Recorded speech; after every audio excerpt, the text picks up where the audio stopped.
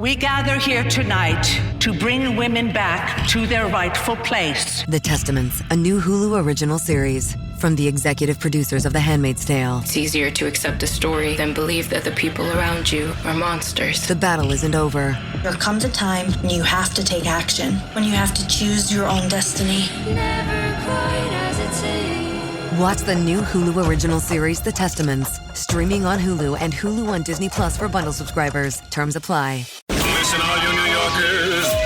Excuse me, taxi. Okay, man, we're looking around. This is the 77 WABC minicast. Breaking news.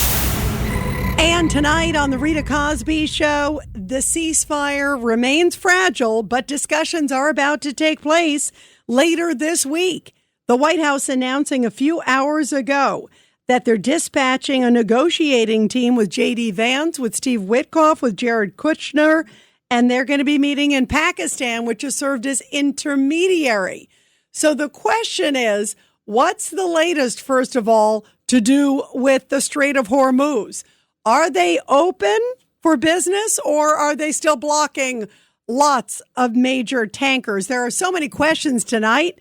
One thing I'm just going to say, the fact that there are so many people in the media and on the Democratic side that seem to be wishing President Trump ill and America ill, saying that, oh, he's now chickened out. First of all, he was a warmonger. And then when he now is agreeing to extend it for another 2 weeks to try to give peace a chance, they don't want to give him a chance. This is Trump derangement syndrome on steroids. 1-800-848-9222, 1-800-848-9222. And you are listening to The Rita Cosby Show. This truly is Trump derangement syndrome personified. Damned if you do, damned if you don't. I give President Trump a whole heck of a lot of credit that when the Pakistanis came to him and said, hey, look, I have an idea. Here's a way. Iran is saying that now, because of your tough talk, you have brought them to the negotiating table. They're willing to talk. Let's give peace a chance. Bravo to him. I think that's fantastic. How great is that he is willing to at least try to give peace a chance? Who would begrudge him for doing that? Well, I guess the Democrats. I've said this before. He could cure cancer and they would be upset. 1-800-848-9222, 1-800-848-9222. And here is Caroline Leavitt, the White House press secretary, guys, just a little bit ago. And one of the big issues, again, is the Strait of Hormuz. We're hearing different interpretations. There's some that say it's been blocked, but some are getting through. Some tankers are getting through. That's important because so much of the world's oil goes through there.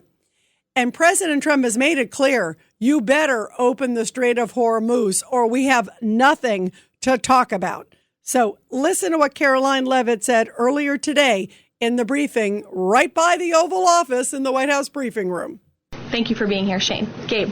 Thank you, Caroline. Iranian state media is saying that Iran has now closed off the Strait of Hormuz today in response to Israeli attacks on Lebanon. What's the White House response to that? And you just listed many military successes. I understand that. But strategically, how is the administration arguing that Iran does not have more economic leverage than it did before the start of the war? Sure. Well, with respect to the first reporting out of Iranian state media, the president was made aware of those reports before I came to the podium. That is completely unacceptable. And again, this is a case of what they're saying publicly is different privately. We have seen an uptick of traffic in the Strait today, and I will reiterate the president's expectation and demand that the Strait of Hormuz is reopened immediately, quickly, and safely. That is his expectation. It has been relayed to him privately that is what's taking place, and these reports publicly are false. Caroline, the president yesterday threatened that a whole civilization.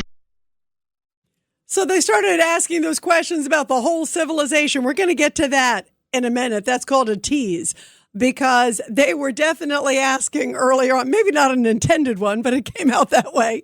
But they were asking, oh, well, isn't that terrible that he was being so tough, so mean to Iran? Are you kidding me? Where were these people? people when Iran was sadly executing and continues to execute its own people. It's putting its own people on bridges and in front of power plants. They were doing it yesterday when they thought that President Trump would strike there at 8 o'clock Eastern time. And yet they were not condemning that. They weren't condemning all of the abuses and the horrors by that regime against the wonderful freedom-loving people within the country. They don't have a problem with that, but they have a problem with Trump being a little rough in his language. Where are their priorities? Well, first off, J.D. Vance also tried to clear the air and explain about Lebanon, because that's the other big confusing part today, that Lebanon apparently is not part of the deal. Israel says it's not part of the deal. The U.S. says it's not part of the deal. Iran claims that it is part of the deal. But then yet there were missiles coming from Lebanon into Israel. Israel responds and pummels Lebanon. And now everyone's trying to figure out, is Lebanon a part of it or not? Here's what J.D. Vance says. I actually think, and there's a lot of bad faith negotiation and a lot of bad faith, propaganda going on.